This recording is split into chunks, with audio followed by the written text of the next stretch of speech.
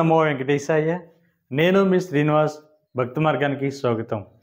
తిరుమల తిరుపతి దేవస్థానం సంబంధించిన బట్టి ఒక లేటెస్ట్ అప్డేట్ అయితే రావడం జరిగిందండి. చాలామంది మన మిత్రులు అడుగుతున్నారు, సార్ మేము విఐపి బ్రేక్ దర్శనానికి తిరుమల కొండపై ఉన్నటువంటి శ్రీవారిని దర్శించుకోవడానికి వెళ్తున్నామండి.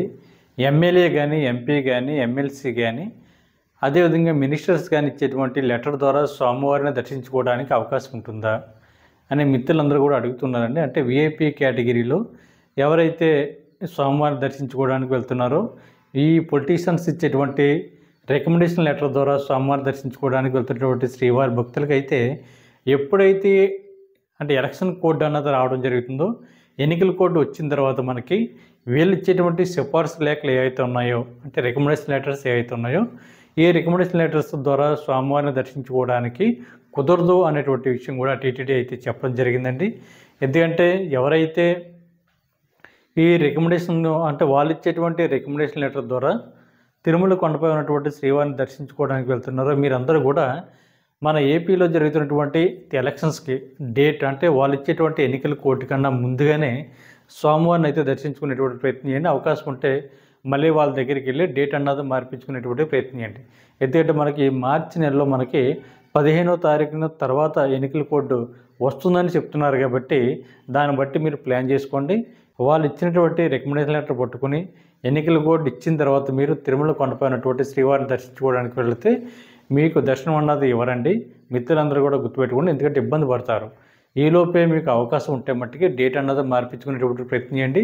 లేదా ఇంత ఎలక్షన్స్ అయిపోయిన తర్వాత కొత్తగా ఎన్నికైనటువంటి ప్రజాప్రతినిధులు ఎవరైతే ఉంటారో వాళ్ళ ద్వారా మళ్ళీ రికమెండేషన్ లెటర్ తీసుకుని విఐపి బ్రేక్ దర్శనానికి అయితే వెళ్ళేటువంటి ప్రయత్నం చేయండి. అదేవిధంగా మనకి మరొక అప్డేట్ అయితే, గతంలో అయితే మనకి శ్రీవాణి టెస్ట్కి సంబంధించిన బట్టి టికెట్స్ మనకి తిరుమల కొండపైన గోకులంలో ఇచ్చేవారండి. ఎవరైతే ఫ్లైట్లో వస్తున్నటువంటి శ్రీవారి భక్తులు ఉన్నారో వీళ్ళకి ఎయిర్పోర్ట్లో కాకుండా గతంలో అయితే మనకి అంటే ఒక 3 days బ్యాక్ వరకు కూడా తిరుమల కొండపై ఉన్నటువంటి జేఈఓ ఆఫీస్ దగ్గర ఉన్నటువంటి గోకులంలో అయితే మనకి వీళ్ళకైతే శ్రీవాణి టెస్ట్ డోనర్స్ కోటాలో విఐపి బ్రేక్ దర్శనం అన్నది ఇచ్చేవారండి.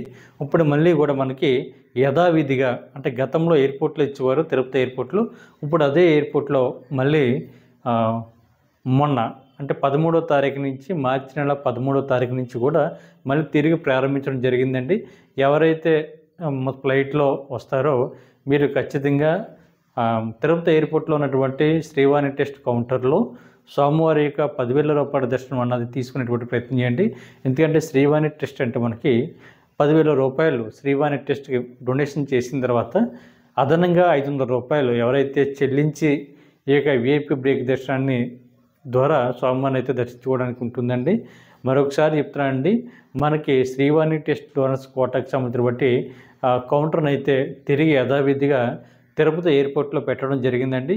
మీరు ఫ్లైట్ ద్వారా వస్తున్నటువంటి దేశ విదేశాల నుంచి వస్తున్నటువంటి శ్రీవారి భక్తులు ఎవరైతే ఉన్నారో మీరందరూ కూడా డైరెక్ట్గా ఎయిర్పోర్ట్లోనే ఈ శ్రీవాణి టెస్ట్ డోనర్స్ కౌంటర్లో శ్రీవాణి టెస్ట్ విఐపి బ్రేక్ దర్శనం టికెట్ అన్నది తీసుకునేటువంటి ప్రయత్నం చేయండి.